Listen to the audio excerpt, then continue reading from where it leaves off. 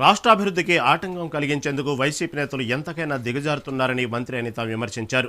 జంతుబలులు చేసి ఉన్మాదుల్లా తయారవుతున్నారని మండిపడ్డారు. బహిరంగ ప్రదేశాల్లో జంతుబలి చేయడం నేరమని, వచ్చే ఎన్నికల్లో మేం గెలిస్తే మీ పరిస్థితి ఇదేనంటూ నినాదాలు ఇవ్వడం దారుణమని అన్నారు. వైసీపీ శ్రేణులు ఏం చేసినా ఆ పార్టీ నాయకుడు నోరు తెరిచి తప్పని చెప్పడం లేదన్నారు.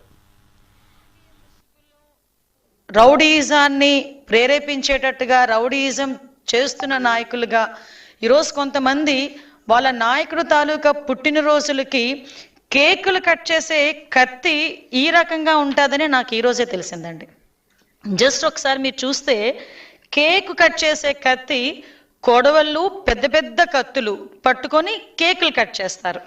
ఇక్కడ ఒకసారి మీరు చూస్తే ఇక్కడ హ్యాపీ బర్త్డే జగన్ అన్న వైఎస్ఆర్ పార్టీ సంథింగ్ రాసి ఆ కత్తి చూసారా?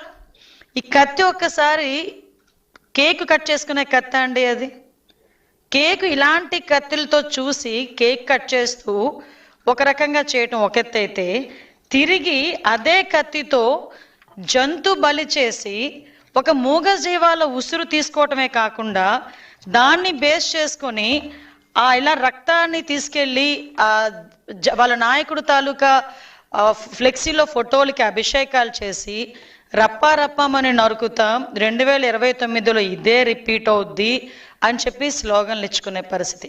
రాష్ట్ర అభివృద్ధికి ఆటంకం కలిగించడానికి ఎంతవరకైనా దిగజారుతున్నారు, ఎంత నేరాలు చేయటానికైనా వీళ్ళు వెనకాడట్లేదు అన్న విషయాన్ని గురించి కూడా ప్రజలు అర్థం చేసుకోవాల్సిన అవసరం ఉంది. ఒక రాజకీయ ముసుగులో రౌడీయిజాన్ని ప్రేరేపించేటట్టుగా రౌడీయిజం చేస్తున్న నాయకులుగా ఈరోజు కొంతమంది వాళ్ళ నాయకుడు తాలూకా పుట్టినరోజులకి కేకులు కట్ చేసే కత్తి ఈ రకంగా ఉంటుందని నాకు ఈరోజే తెలిసిందండి.